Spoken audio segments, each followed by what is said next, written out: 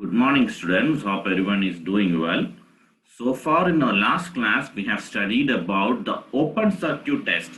So we have studied up to the theoretical parts like what the phasor diagram, then the equivalent circuit, then the efficiency, all these things related to a transformer we have been studying in the previous classes. So if you haven't watched that video, please watch those videos before watching this video. Okay. And in the last class, we studied the open circuit test. And open circuit test, what are the losses that we get, which loss we neglect, everything. So I don't want to discuss those things here. So today, we'll freshly start with the short circuit test on a transformer. Okay, I hope everybody is remembering the diagram for open circuit test, how it was done. So the load side will be open circuited, and the question is whether the load side will be HV side or LV side. So we know a transformer will be either stepping up or stepping down. So one side the voltage will be more and one side the voltage will be less. That's actually what the transformer is for, right? So in case of short circuit test, the LV side is short circuited. Okay, the LV side is short circuited. Okay, in an open circuit test, the HV side is open circuited and LV side is used as a source. And in case of a short circuit test, the LV side is short circuited and HV side is used as a source. Okay, and you know why HV side is open circuit, all these things you know. So similarly, if you think, you will understand why we take the LV side to be short circuited. Just think, I won't say. Okay. So LV side is short circuited. That similarly, we will have a parallel voltmeter, then a series ammeter to measure the short circuit current in the primary. Then the power losses also. This is a wattmeter. Okay. So LV side is short circuited. Why? What will happen if HV side is short circuited? If HV side is short circuited, the current in the HV side will become very high because it will become very high. To avoid that, so to keep the short circuit current to a low value, we do the short circuiting only on the LV side. Okay. And normally, initially, the supply voltage given is only 2 to 5% of the rated voltage.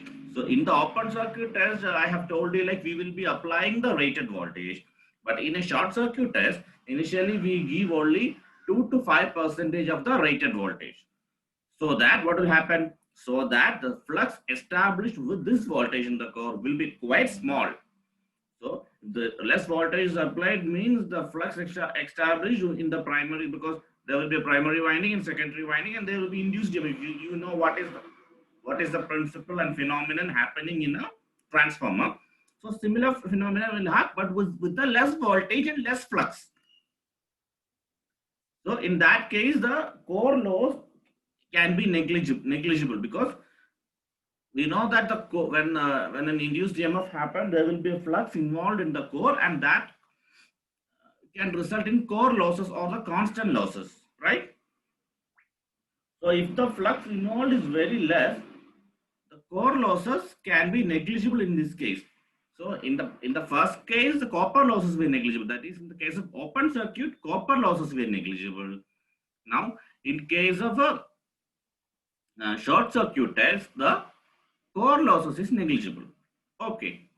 And that's why we say we use a variable low voltage supply. So initially it will be in some books it will be given 5 to 10% of rated voltage also. It's okay, whatever it is. So the variable low voltage. So initially we applied like we can say it up to 5 to 10%. Fine. So initially we apply the low voltage, and the variable low voltage supply is changed, and the current ISC, the short circuit current, which is happening here, is made to reach the full load current.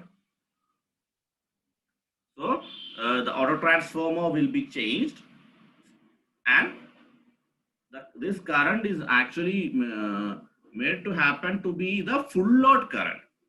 So the same, so similarly, you know the principle of a transformer. Similarly, the current I2, which is in the secondary, will also be a full load current. Okay.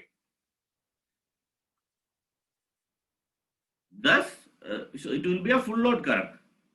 In this situation, thus the reading indicated by the wattmeter connected to the circuit gives the full load copper loss. So we know copper loss I square R. Here it will be ISC square into R naught 1, RO1, because we refer to the primary. So for the time being, say it as RSC. Okay. So that will be the full load copper loss. So short circuit means voltage is very less and core loss or constant loss is neglected. Then the question arises for the full load copper loss. What is copper loss? I square R. So here what is current? ISC, short circuit current. So ISC square into RSC. And we know the applied voltage is given by VSC. I have given it as V1SC because to show the primary only.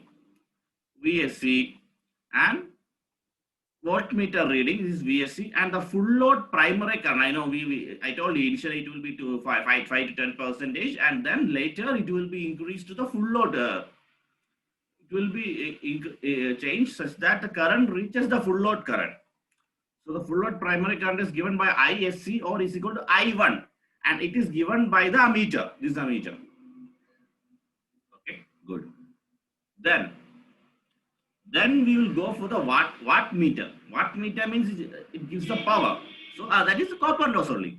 So WSC is equal to ISC square into RSC.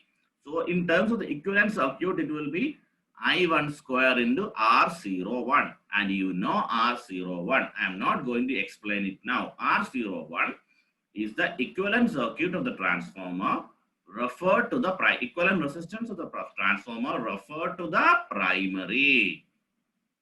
You go and check what it is.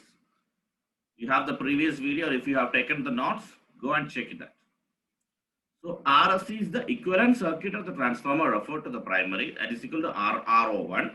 So we can write RO1 is equal to WSC by I1 square. This RO1 I have also represented as R1E. So both are correct. So it's equal to WSC by I1 square from this equation. So WSC we will get from the wattmeter reading and I1 we will get from the ammeter reading. Simple. Okay. Then impedance Z01 of the transformer refer to the primary.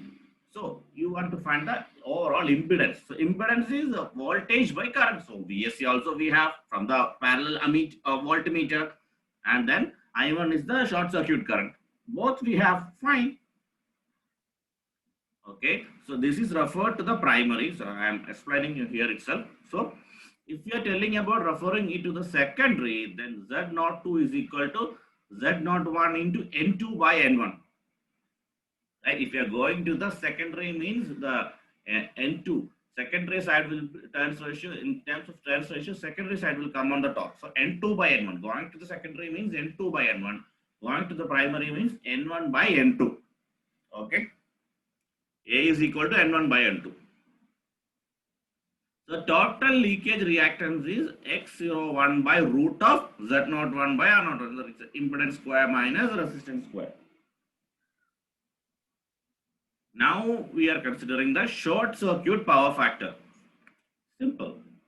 This is given by the wattmeter, this is given by the voltmeter, and this is given by the ammeter. No problem. Of course, phi AC will be short circuit power factor is WSC by VSC into I1. Okay, so we are done with short circuit test of a transformer. Simple, just remember the figure, what we are doing, how we are applying the voltage. And I think this same you are doing in your lab also. So key point is, the short circuit test helps in determining the full load copper loss, WSC.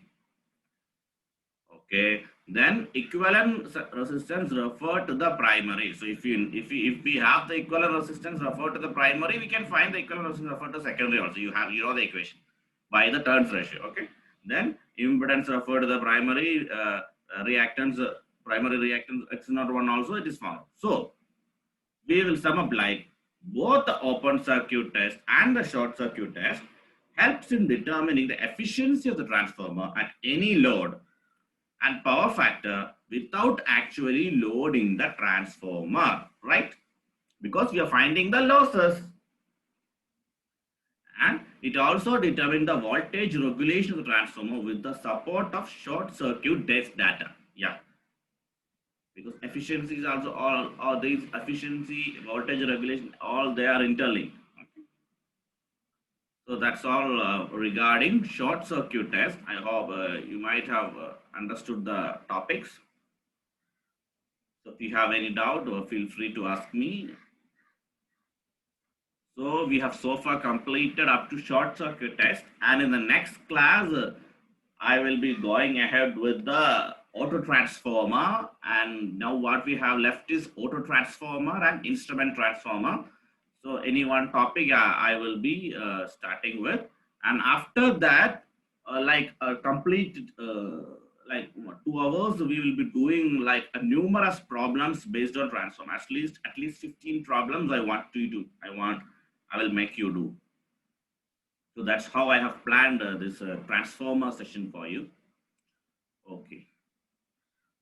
Okay. So last class I gave you one question to find out why we are using what kind of watt meter, like whether it is UPF or LPF, and why we use in short circuit test and open circuit set. So today also I am giving you the same question. You find out why we are using such type of watt meter in open circuit set and short circuit test. Okay, I will be asking you in the next class. Thank you.